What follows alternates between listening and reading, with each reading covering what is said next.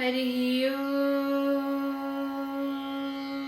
कृष्णाय वासुदेवाय हरये परमात्मने प्रणतक्लेशनाशाय गोविन्दाय नमो नमः। श्रीमद्भागवत महापुराणं प्रथमः स्कन्धः सप्तमोऽध्यायः। सौनक उवाच।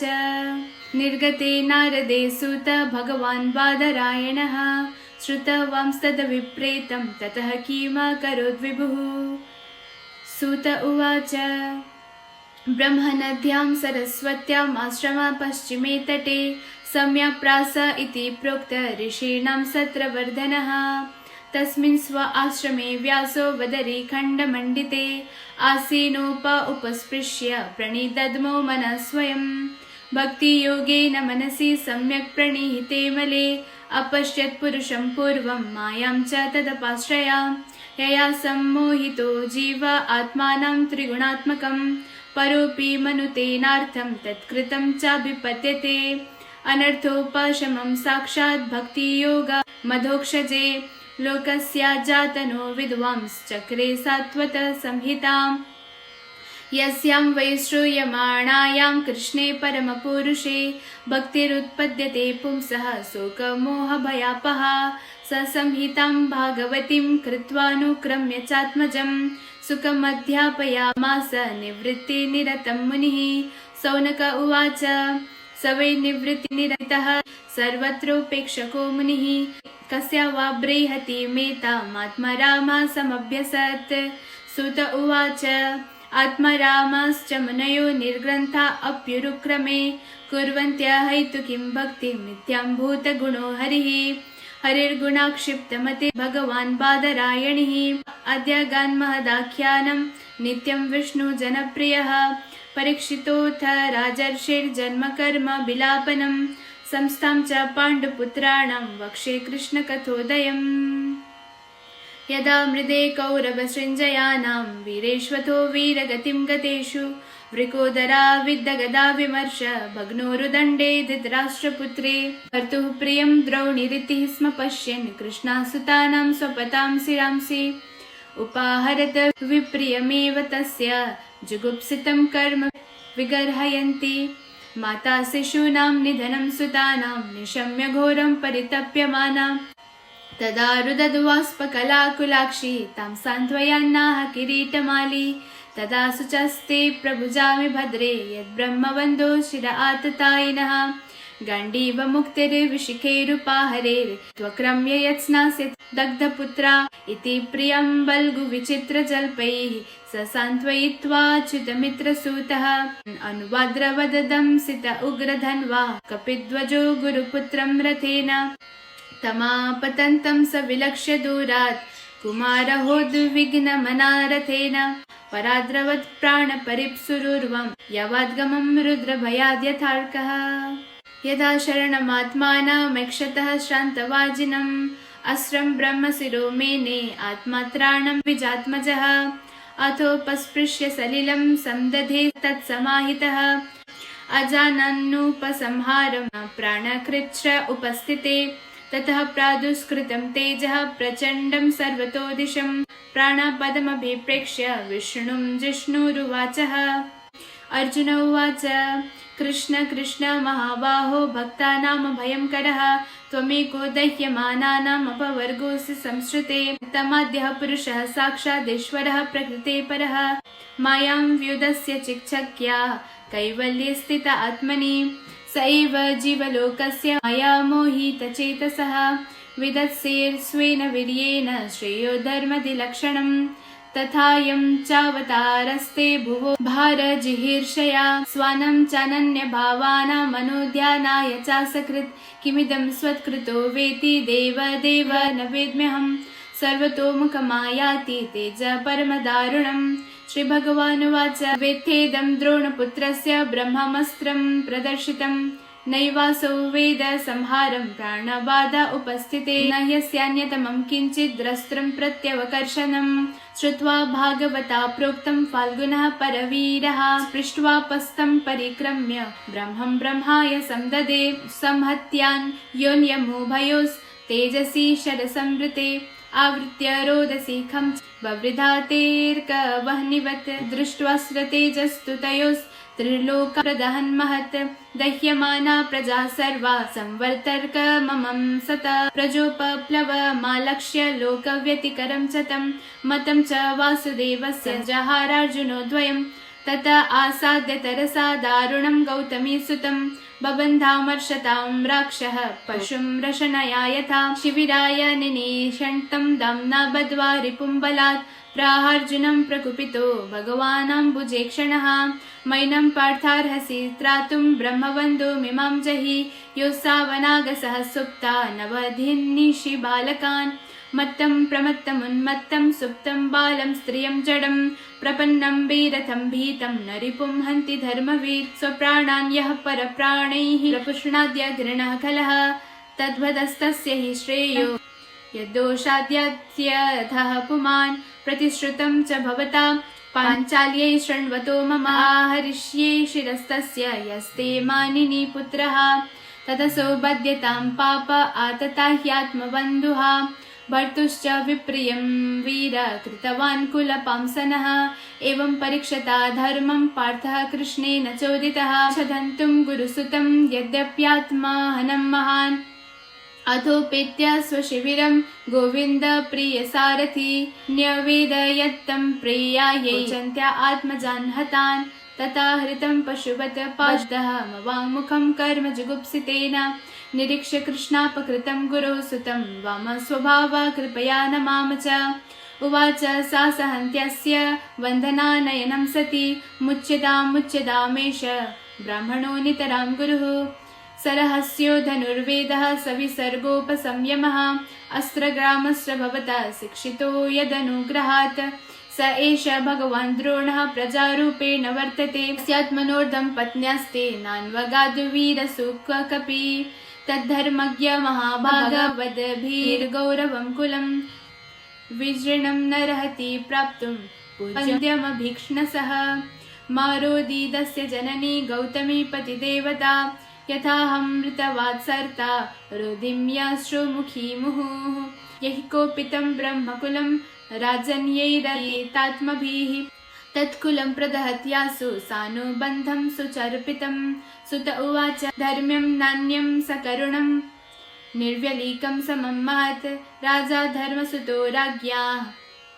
प्रत्यनन्दध्वजो द्विजाः नकुलः सहदेवश्च युयुधानो धनञ्जयः भगवान् देवकी पुत्रो ये चान्ये याश्च योषितः तत्राहमर्षितो भीमस्तस्य श्रेयान् वदः स्मृतः न भर्तुर्नात्मनाश्चार्थे योहन् सुप्तान् सुषुन्वृथा निशम्य भीमगदितं द्रौपद्याश्च चतुर्भुजः आलोक्य वदनं सख्युरीदमाह हसन्निव श्रीकृष्ण उवाच ब्रह्मबन्धुर्न हन्तव्य आततायि बदार्हणः मयैवोभयमाम्नातं परिपह्यनुशासनम् कुरुपतिं श्रुतं सत्यं यत्तत् सान्त्वा यथा प्रियं च भीमसेनस्य पाञ्चल्या मह्यमेव च सुत उवाच अर्जुनः सहसाज्ञाय हरिर्हर्दमथासिना मणिं जहार मूर्धन्यं द्विजस्य सह मूर्धजम् विमुच्य रसनाबद्धं बालहत्या हतप्रभं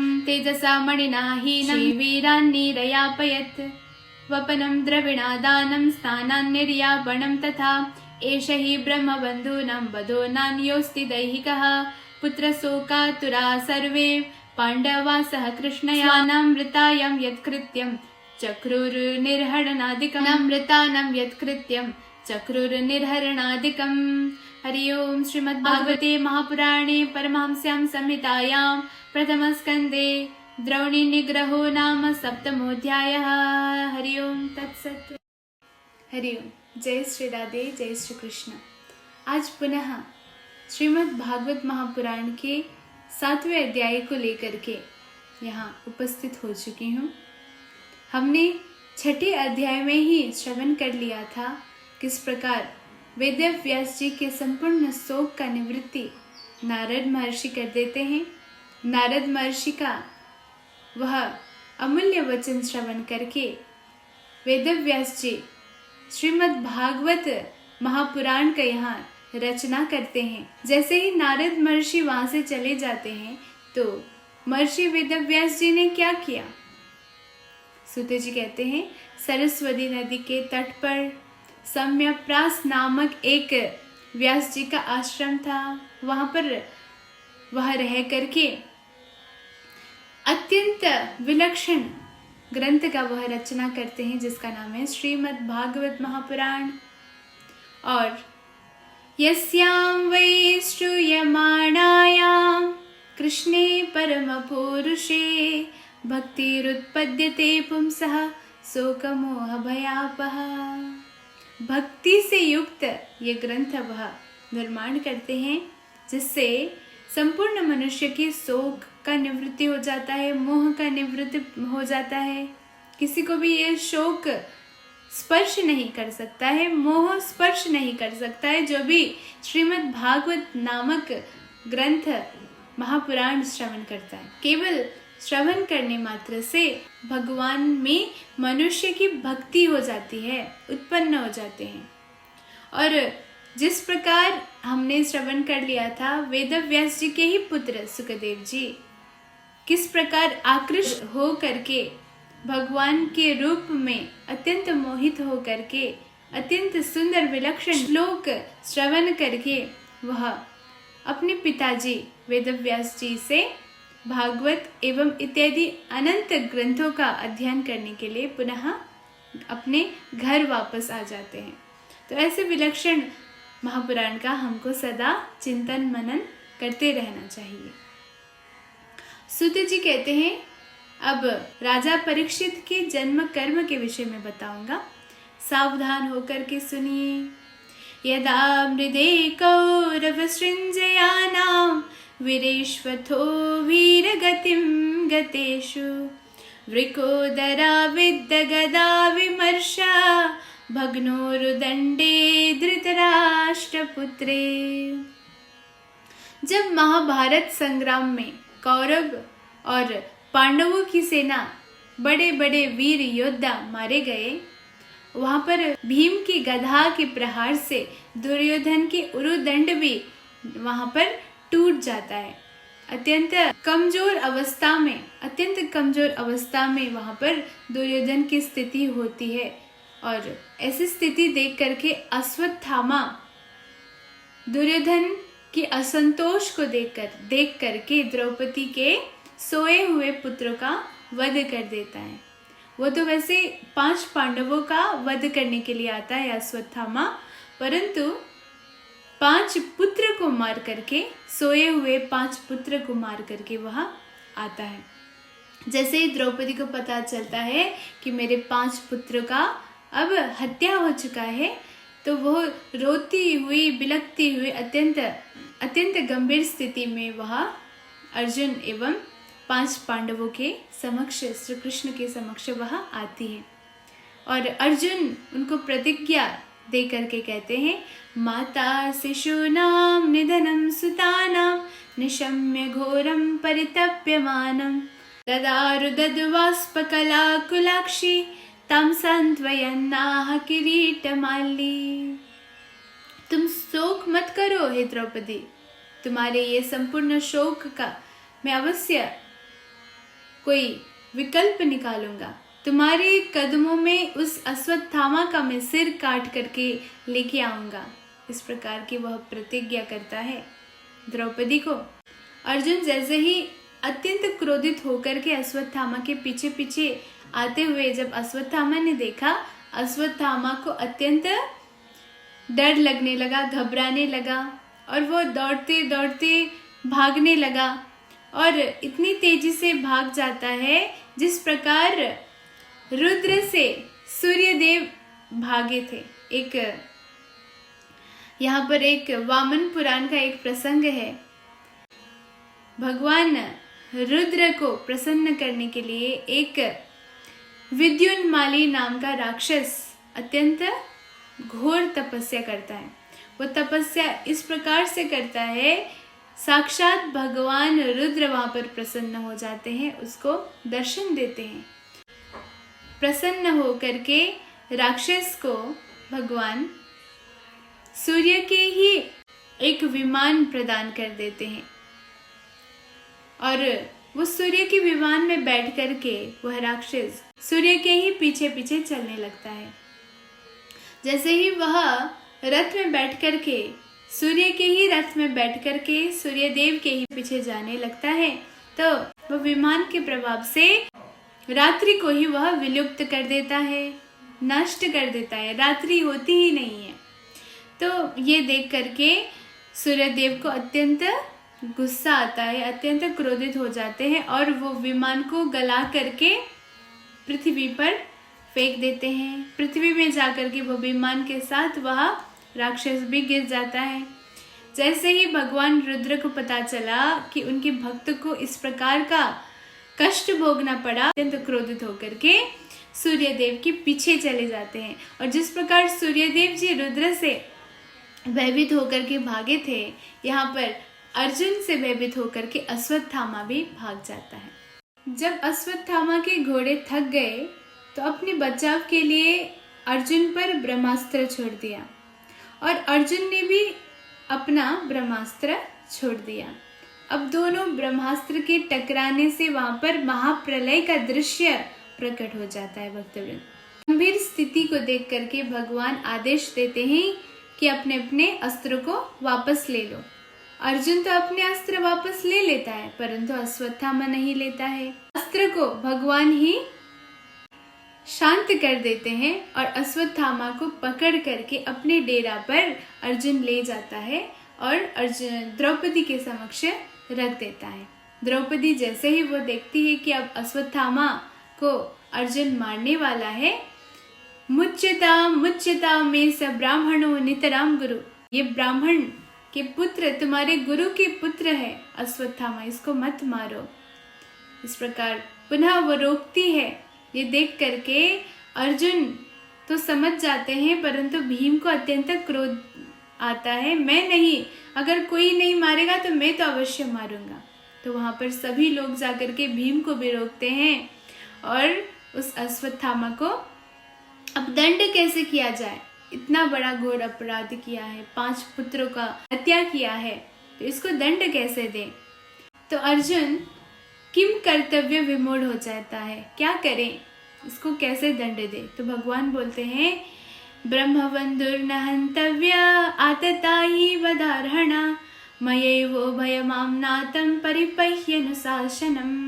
देखो अर्जुन, तो गुरु पुत्रों को आप मार भी नहीं सकते, परंतु आततायी को छोड़ भी नहीं सकते। किम कर्तव्य विमूढ़ हो जाता है, क्या करूं। तो वहां भगवान श्री कृष्ण का अत्यंत गंभीर, भगवान श्री कृष्ण का वह संकेत समझ करके अर्जुन वैसे ही अत्यंत बड़े विद्वान थे, वो संपूर्ण शास्त्रों के ज्ञाता थे। वो जानते थे कि आततायी को किस प्रकार से दंड देना चाहिए, और वैसे भी ये गुरु के पुत्र है। अब आततायी को किस प्रकार से मारना चाहिए अर्जुन को भली भांति ज्ञात था। तो वह उस अश्वत्थामा के सिर पर जो मणि था उसको निकाल के फेंक देते हैं और उसको अत्यंत अपमानित करके, सभी के समक्ष अपमान करके वह वहां ग्राम से निष्कासित कर देते हैं। देखिए, जो भी विद्वान होते हैं, जो गुरु होते हैं, उनको मारने की आवश्यकता नहीं है, केवल आप उसका अपमान कर दो। केवल उनका अपमान कर दोगे तो उनके लिए वह मृत्यु तुल्य होता है। इसी प्रकार अश्वत्थामा को भी ग्राम से निष्कासित कर देते हैं और वहां पर अर्जुन का अन्याय देख करके सभी उनका प्रशंसा करने लग जाते हैं और शोक से व्याकुल होकर के 5 पांडव एवं द्रौपदी अपने मृत पुत्रों का दाह संस्कार कर देते हैं। इसी प्रकार श्रीमद् भागवत महापुराण के 7वें अध्याय भी यहाँ पर समाप्त होता है। मैं पुनः 8वें अध्याय को लेकर के जल्द ही आपके समक्ष प्रस्तुत रहूंगी। राधे राधे।